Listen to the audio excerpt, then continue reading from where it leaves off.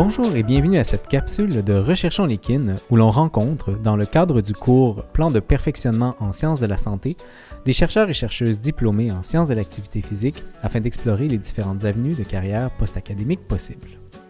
Aujourd'hui, je rencontre Mathilde Saint-Louis Deschênes, qui est analyste économique et socio-économique à l'Agence de la santé publique du Canada et avait été auparavant chef de projet à Équilibre ainsi que conseillère au mode de vie physiquement actif au Fonds de Québec en forme. Ses études doctorales se sont déroulées à l'École de kinésiologie et des sciences de l'activité physique de l'Université de Montréal sur les effets de l'exercice physique sur le fonctionnement cognitif de l'enfant. Bonjour Mathilde. Bonjour Benjamin.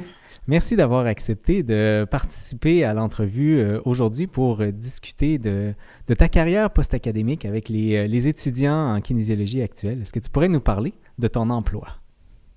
Oui, puis je pense qu'en introduction, justement, c'était un bien long titre, là, analyste économique et socio-économique Tout à à fait. l'Agence de santé publique du Canada. Qu'est-ce que ça mange en hiver, ça? Ben, en fait, l'Agence de la santé publique du Canada, c'est un organisme gouvernemental. Donc, je suis une fonctionnaire, une Mhm. employée du gouvernement du Canada.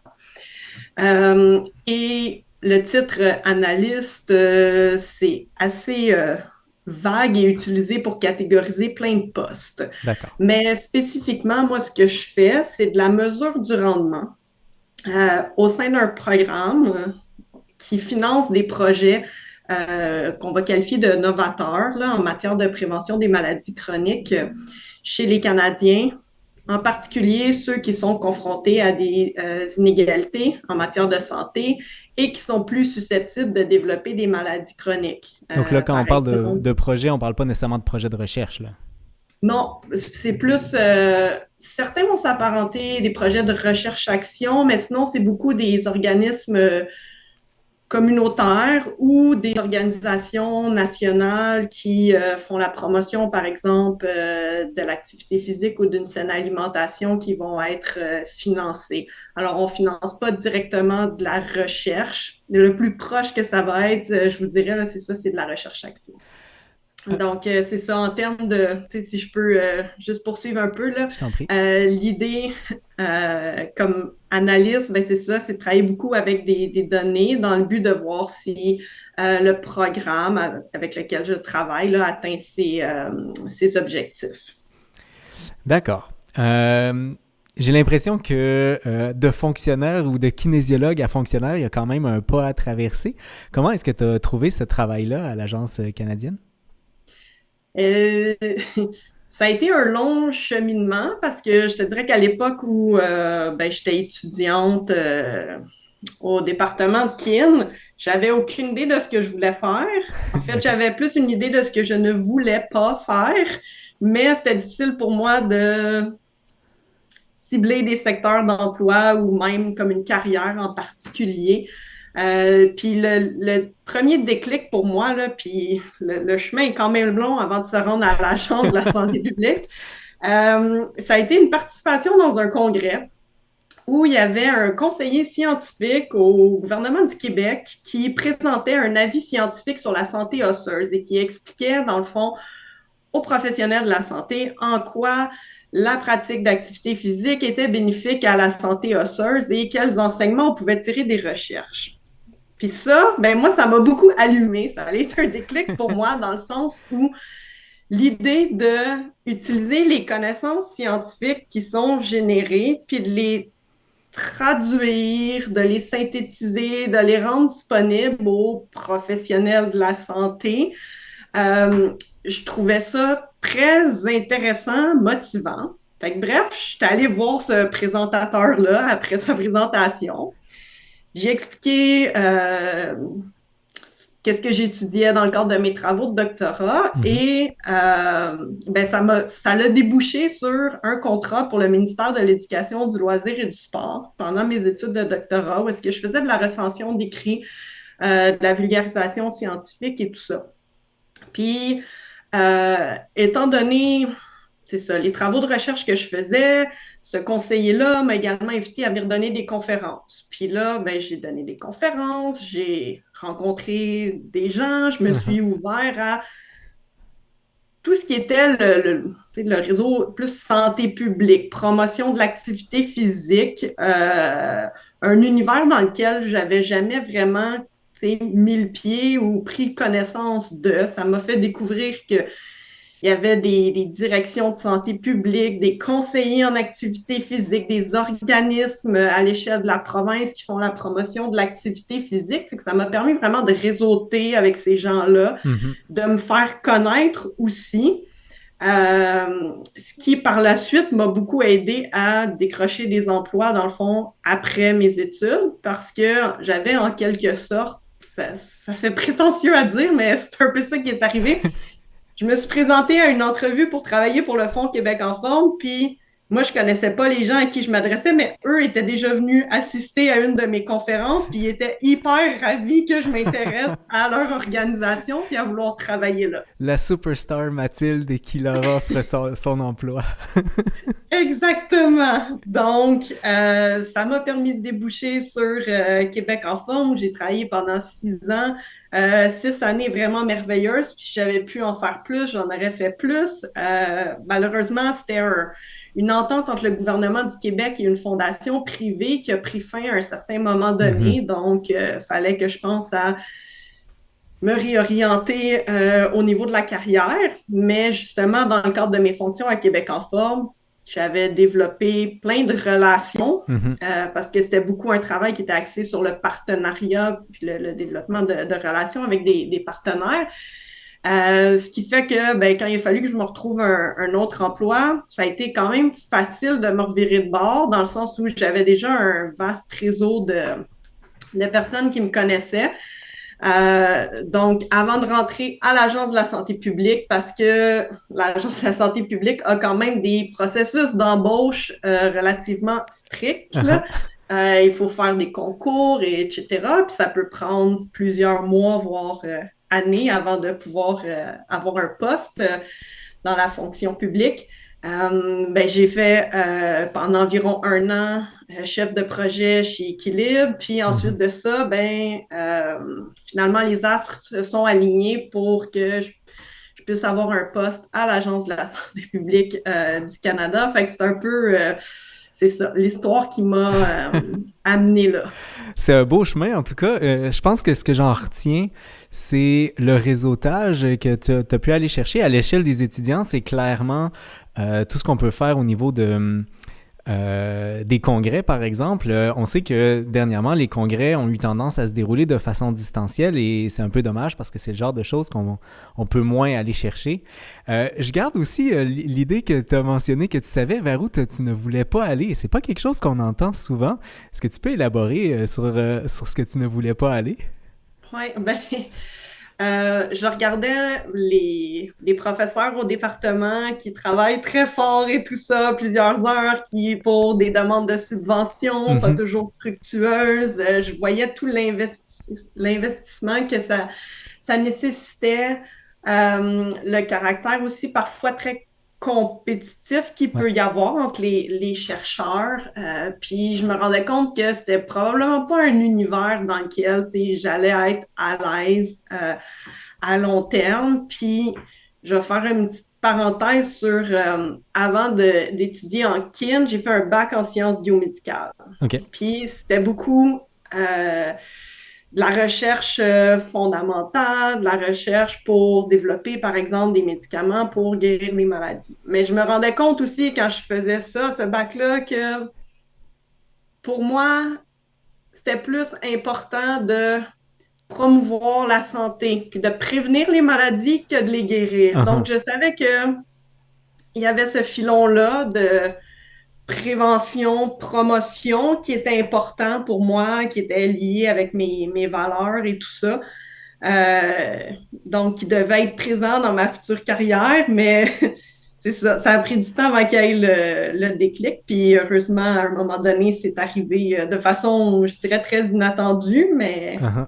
c'est ça. On dirait que quand tu suis tes instincts ou que tu écoutes quelqu'un présenter, puis tu te dis, hey, ça me parle, mais plus que tout ce que j'ai entendu jusqu'à maintenant, ben c'est ça. Et d'avoir le Ça fait plus courage aussi d'aller parler avec les personnes qu'on trouve inspirantes. Euh, Si on revient dans ton milieu actuel, est-ce que tu te sens comme actrice de changement à l'intérieur de ton milieu de travail?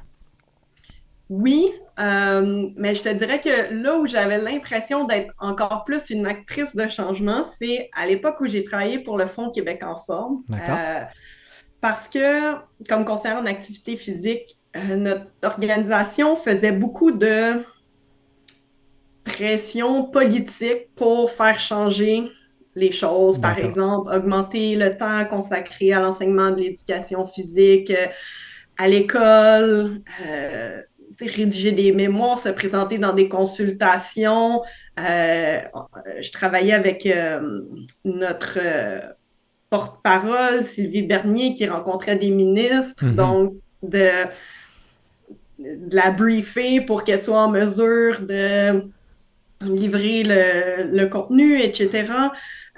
Donc, il y avait, c'est ça, j'ai toujours eu ce souhait-là que les politiques publiques favorisent la promotion de l'activité physique. Là, dans mon rôle actuel, ben, je suis dans le gouvernement. Fait que je peux plus l'influencer D'accord. parce que je suis dedans. Uh-huh. Par contre, tu sais, je sens que je contribue, c'est ça, à ce que au Canada, mais on puisse tester et mesurer l'efficacité de programmes qui visent à prévenir les maladies chroniques, Mhm. promouvoir la santé auprès des Canadiens. Donc, il y a toujours cette composante-là qui est présente, mais peut-être moins le bâton de pèlerin de vouloir Je comprends. changer les choses. J'imagine que avec tes collègues, en fait, c'est un milieu pluridisciplinaire. Est-ce qu'il y a un avantage particulier à être kinésiologue à travers ce milieu-là? Ben, personnellement, moi, je trouve ça super enrichissant. J'ai eu le privilège de travailler avec notamment beaucoup de nutritionnistes qui m'ont fait découvrir toute l'importance de la saine alimentation, Mhm. mais aussi avec des gens qui avaient travaillé dans le milieu politique. De comprendre un peu tous les rouages politiques aussi, puis de, de rencontrer aussi des gens qui ont un background plus en travail social, relationnel.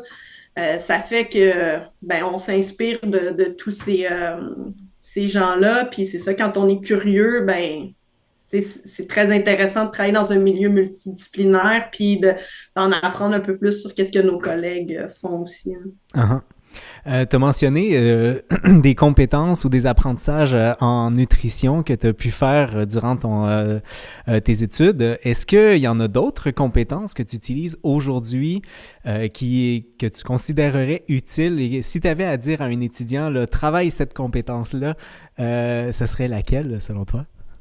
Ouais. Ben là, je suis plus trop sûre de, tu sais, c'est quoi exact, c'était quoi les compétences ou quoi que Uh-huh. ce soit, mais tu sais, je te dirais que de façon générale, dans mon travail actuel, mais c'est beaucoup tu sais, les contenus qui ont été vus en lien avec la promotion de l'activité physique. Fait que tous Mhm. les modèles de planification en promotion de la santé, comment développer des modèles logiques, des théories du changement, des plans d'évaluation, et, quoi d'autre? Aussi les modèles de changement de comportement. Donc, c'est beaucoup des choses qui s'appliquent dans mon travail. Puis, il y a Mhm. aussi tous les outils ou les méthodes pour mesurer l'activité physique au sein de la population. Donc, que ce soit par des enquêtes ou des méthodes plus directes de type accélérométrie ou encore euh, les mesures plus physiologiques qu'on peut faire, type VO2 max, etc. Dans le fond, moi, je suis appelée à regarder des propositions de projet, de dire, ah, ben, est-ce que ça fait du sens, la façon dont ils veulent l'évaluer, est-ce qu'ils appliquent Mhm. des bonnes pratiques, etc. Donc, c'est toutes des notions qu'on apprend puis qui, là, sont mis en application. Donc, ce que j'entends, en fait, c'est n'apprenez pas que pour vos examens, mais essayez de mettre ça dans un tiroir dans votre tête pour pouvoir potentiellement, parce qu'on ne sait jamais, réutiliser ces compétences-là. À contrario, est-ce qu'il y en a des compétences que tu te serais dit « Oh, j'aurais dû travailler ça à l'époque lors de tes années maîtrise, doctorat? » Oui, ben c'est sûr qu'il faut le reconnaître, là. Je pense que sur le marché du travail, on apprend beaucoup, beaucoup. Puis, Mhm. pour moi, les études te donnent une certaine méthode de travail. Tu apprends à exercer ton jugement critique, tes capacités d'analyse, lire des articles scientifiques, à être critique par rapport à ce qu'on voit, ce qu'on lit, être Mhm. capable de remettre un peu les choses en question. Mais tu sais, c'est la même chose quand moi je lis un rapport d'évaluation ou une demande de financement, ben j'utilise ce regard critique pour dire est-ce que ça vaut la peine ou pas, ou de financer ou Mhm. remettre en question ce qui a été soumis. Euh, mais là, je divague un peu là, parce que tu me demandais, dans le fond, euh, qu'est-ce que j'aurais aimé développer de plus. Tout à fait. Ben, tu sais, ce que je me suis rendu compte, surtout comme conseillère à Québec en forme, beaucoup de travail de partenariat. Donc, les habiletés de négociation, Hmm. écouter, ouais, négocier, être capable de trouver des terrains d'entente, tout ça, c'est des choses qu'on expérimente plus sur le Sur le tas, dans terrain. la vraie vie, en milieu de travail, qu'on n'a pas nécessairement l'occasion de développer à l'école, mais qui sont hyper importantes et utiles. Même, je dirais aussi, là, c'est ça, tu sais, les habiletés de plaidoyer, d'influence, Uh-huh. tout ça, là, qui était très présente dans mes fonctions par le passé. Mais j'imagine bien que si on va en santé publique, surtout lorsqu'on a des représentations gouvernementales à faire, c'est effectivement le genre de compétences qui sont intéressantes à aller chercher. En terminant, Mathilde, c'est une question que j'aime à poser à tout le monde. Des fois, la réponse est je n'en ai pas, mais je suis curieux de savoir, as-tu une anecdote de ton passage à l'EXAP? Ouais, je sais pas si on peut le qualifier d'anecdote, mais une des choses que j'ai beaucoup aimé de mon passage à l'EXAP, c'était justement comme étudiant au cycle supérieur, on a souvent des occasions d'aller dans des congrès, des conférences, Mhm. etc. Puis un de mes bons souvenirs, mais c'est un congrès qui avait eu lieu à San Diego. Souvent, on partait une journée avant ou Uh-huh. pour avoir un petit peu de temps pour découvrir la Tout ville. à fait.